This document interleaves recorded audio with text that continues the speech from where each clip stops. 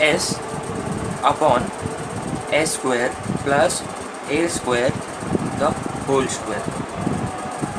Find the Laplace inverse. This is the question. So let's assume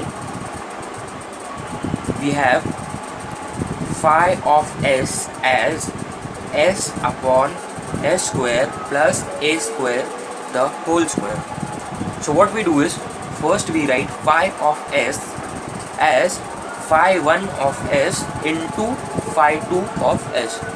So now if you look at the sum carefully, then this is s, and s can be written as s into 1, which is s into 1, and s square plus a square the whole square can be written as s square plus a square into s square plus a square. Now if you observe carefully, we have written phi of s in this form. If you multiply these two terms, you get this term again. So here this is phi 1 of s and this is phi 2 of s. Now how will this help us? First what we do is, we find the Laplace inverse. First we find the Laplace inverse of phi 1 of s, which will be Laplace inverse of s upon s square plus a square. Now we know by formula, Laplace inverse of s upon s square plus a square is cos of a t. If we name this function as f of t, then this is cos of a t, but if we name this as f of u, then it will be cos of a u. Now look at this, Laplace inverse of Laplace inverse of phi 2 of s, that is Laplace inverse of 1 upon s square plus a square. Now this will be, we know the formula for Laplace inverse of 1 upon s square plus a square is 1 upon a sine of a t if we are finding f of t. If it was Laplace inverse of a upon s square plus a square, then it have only been sine of a t. But here there is no a, so we are using the a here. So then we don't want it as f of t, we want it as f of t minus u. So the function becomes 1 upon a sine a, and wherever it is t, it will become t minus u. So now we have found f of u, and also we have found f of t minus u. So how will this help us?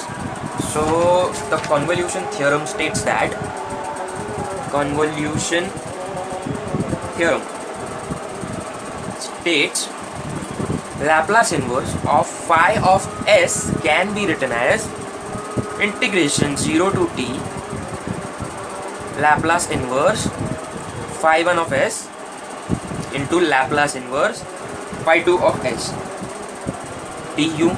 Else Laplace inverse of phi of s can be 0 to t f of u into f of t minus u du. Now Laplace inverse phi of s was s square upon s square plus a square the whole square. This is what we want to find. So what we'll do is, we'll find the integration from 0 to 2 for f of u, that is cos of au into f of t minus u is 1 upon a sine of a t minus u du. Now the integration is with respect to u, so all the terms other than u will be outside integration, that is 1 upon a will go outside integration.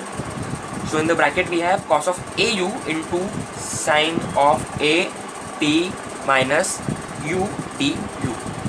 Now the catch here is, let's do one thing first. We'll just multiply this sine at, then au du. Now the formula goes this way. This we cannot find integration of this complete term, so what we do is cos A into sin A is half sin A plus B minus sin A minus B. So cos AU into sin of, sorry, this is cos B, sin AT minus AU would be, now A is AU and B is AT minus U, half sin of, this bracket I am putting, A is AU plus B is this entire thing which is AT minus AU.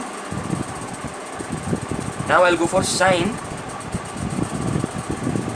A is AU again and B, then minus sin, and B is this entire thing AT minus AU. Now I close this bracket. So the answer becomes half of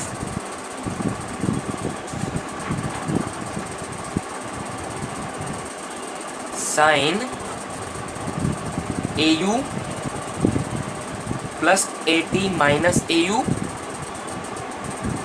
plus and plus minus minus sin inside the bracket AU minus plus would be minus AT, minus would be plus AU.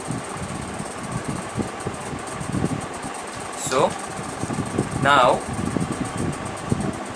we can cancel both these terms, so what remains is sin AT.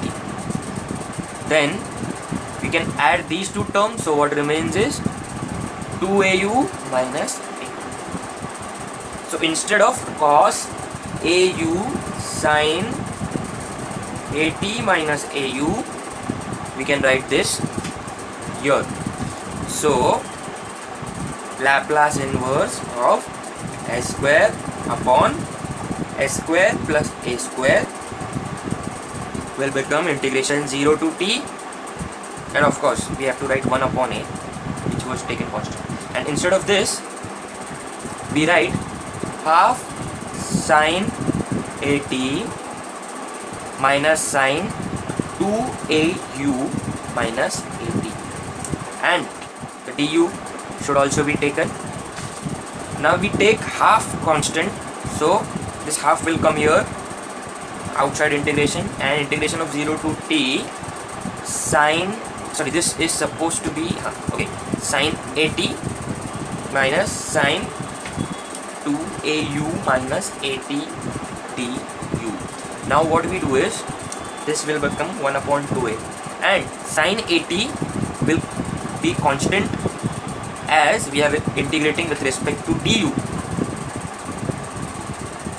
and here nothing will be constant, sin 2AU minus AT, because we are integrating with respect to du and we have u inside the function.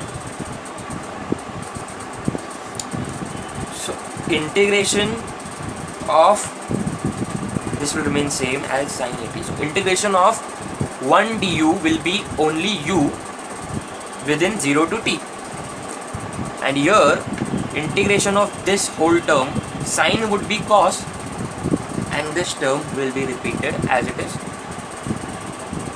but as it is with respect to du, so whatever is with u, that is this part, should be written below this, and the integration. So this becomes 1 upon 2a. First, in the first bracket we put t in the place of u, so it will become sin a t into t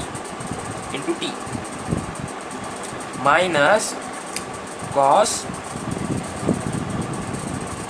2a t minus at upon 2a. This is ended here, so we have substituted t here instead of u. Now here we will substitute 0 instead of u, so this will be sin of at into 0 minus cos of 0, this will become 0 minus 80 upon, this is upon 1, nothing. Okay, so this will be a 2a. Now we close the bracket here. So then this part becomes 1 upon 2a. This will become t sine 80. T sine 80 minus 280 minus 80 is cos of 80 upon 2a.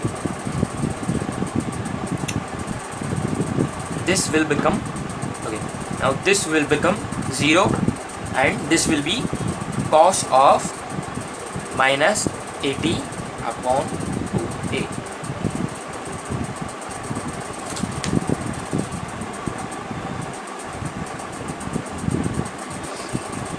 This will become, let's open the brackets now, 80 minus cos of 80 upon 2a.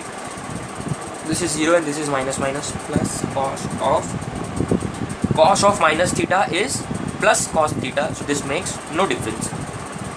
Cos of minus theta is cos theta. Now this will get cancelled and our final answer is 1 upon 2a t sine a t, which is the answer of Laplace inverse of s square, sorry, Laplace inverse of s upon s square plus a square the whole square. This is what we were supposed to find. This is the final answer, 1 upon 2a